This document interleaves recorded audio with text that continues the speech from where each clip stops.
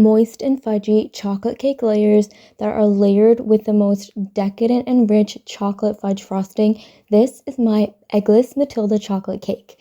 Inspired by the iconic movie Matilda, we're going to be making an eggless version of the recipe that I shared a while back, which definitely blew up, and so many of you in the comments wanted to know how you can make that chocolate cake recipe eggless.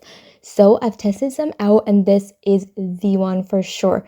The cake is tender and moist without eggs, and the fudge frosting just takes it to a whole different level.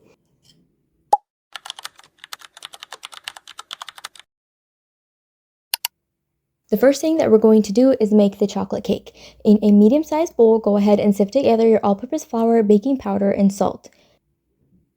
Sifting ensures that the cake is nice and fluffy, and it also helps get rid of any lumps in your flour.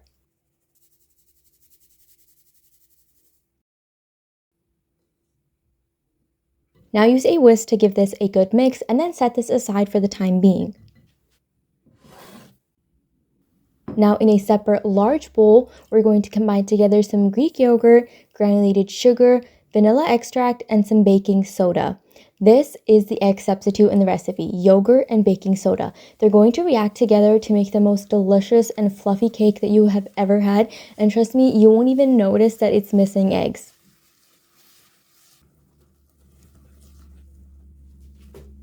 Give that a good mix until it's fully incorporated, and we're going to set this aside as well.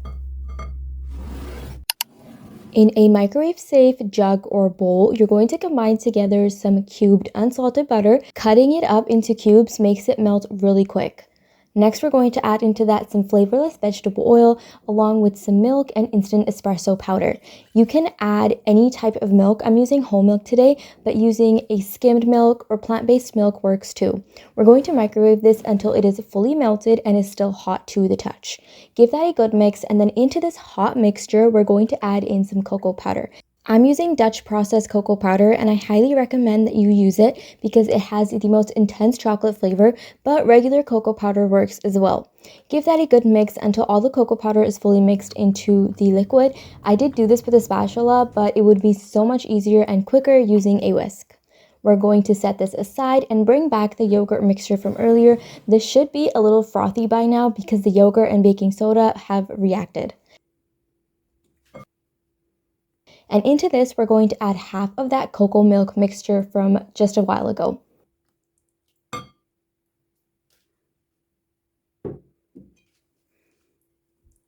Now use your whisk to give this a good mix.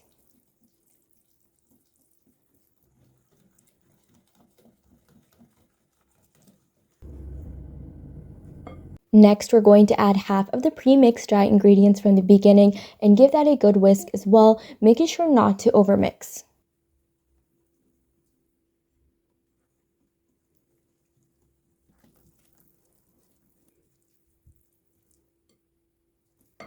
And then you're going to add the remaining cocoa milk mixture and then give that a good mix once again.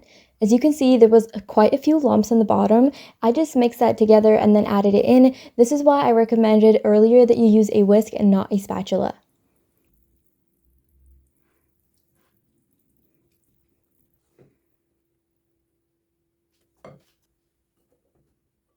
And finally, we're going to add all of the remaining dry mixture.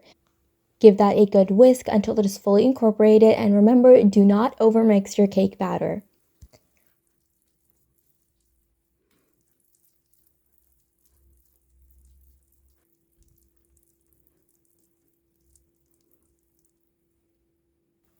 Now that looks so good. It is luscious and delicious. I just want to eat it right now, but we're going to bake these up. Divide the batter between 3 7 or 8-inch cake pans that are greased and lined on the bottom with parchment paper. Do not forget to grease and line your pans. Otherwise, all of your hard work is going to go to waste when that cake doesn't get out of the pan. I am using a scale for this. What I did was poured all of my batter into an empty container to find its weight, and then I divided that into 3. You can eyeball it, it doesn't matter, but I just like to weigh it out so that all the layers are even.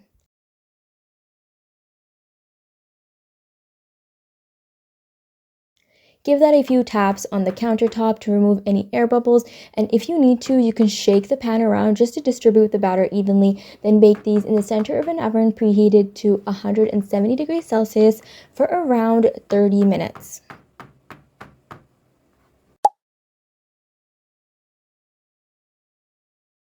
Once baked, let the cakes cool in the pan for around 5 to 10 minutes before flipping them out onto a cooling rack to cool down completely.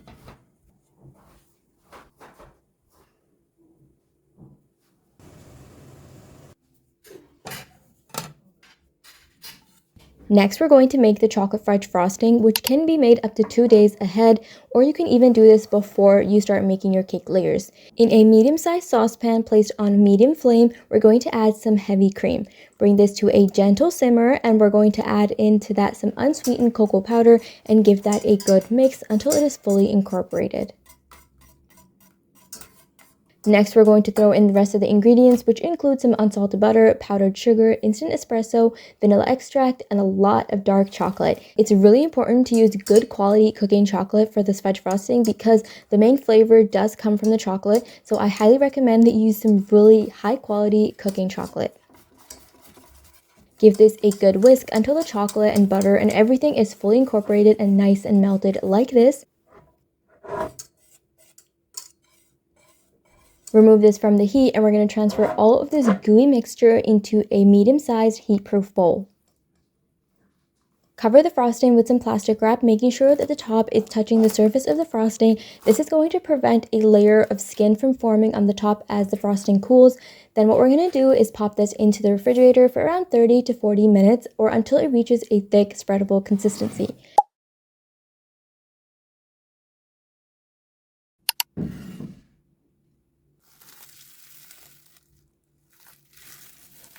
"30 minutes in the refrigerator, and this is what the frosting looks like. It's a bit thick in the beginning, but once you start mixing, it really comes together and becomes the perfect consistency. This fudge frosting is my favorite frosting of all time. It's rich, decadent, chocolatey, and it's not too sweet because of the dark chocolate. And if you're a chocolate lover, you know exactly what I'm talking about. It pairs so well with so many different cake flavors, and best of all, it pairs amazing with this chocolate cake. All right, now that we have everything ready to go, we're going to assemble this cake. Start off by placing your first cake layer on your cake stand or serving tray. This step is optional, but I love to soak the cakes with some milk instead of sugar syrup because since the cake is already sweet and so is the frosting, adding some sugar syrup is just going to make the cake overly sweet. So I just like to use some plain regular milk to soak the cakes. Next, you're going to add about 1/4 of the fudge frosting that we made on top of this first layer. Use an offset spatula or the back of a spoon to spread this out as evenly as you can. Next, you're going to add on the second cake layer and repeat the step by soaking it in some milk and adding another 1/4 of that chocolate fudge frosting. If your frosting is too stiff, then you can leave it out at room temperature for a little bit or even microwave it for a few seconds to soften it up. Or if it's too runny, you can place it in the refrigerator for about 5 minutes and it will firm right up.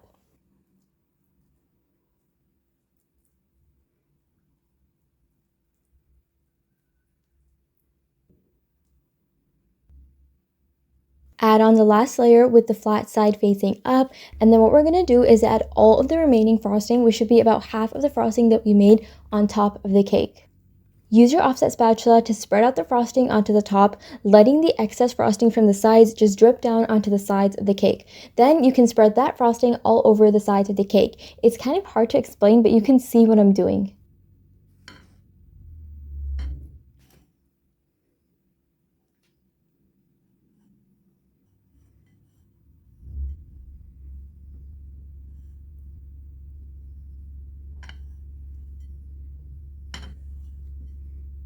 Once you've covered the entire cake with the frosting, we're not aiming to spread this out until it's nice and smooth or to get sharp edges. All you're going to do is take the top edge of your offset spatula or the back of a spoon and create these circular motions all over the cake. This is going to give it that signature rustic look.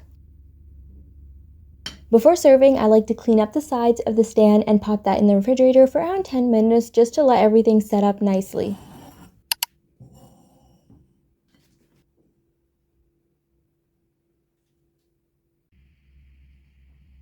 And that's it, your Eggless Matilda chocolate cake is ready to go. It's rich, indulgent, fudgy, and just melts in your mouth. It's everything a Matilda chocolate cake should be.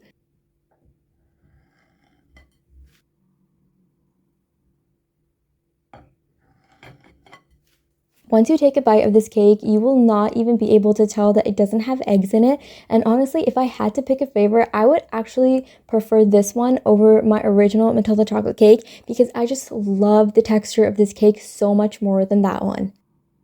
It's tender and delicious. It melts right in your mouth, and the frosting pairs so well with it. The detailed written recipe is available on my website, thefoodflamingo.com, and you can find a link to that in the description box below. Make sure to subscribe if you haven't already, and let me know in the comments down below if you tried this recipe or what your favorite childhood movie was growing up, or even where you're watching from. I would love to hear from you.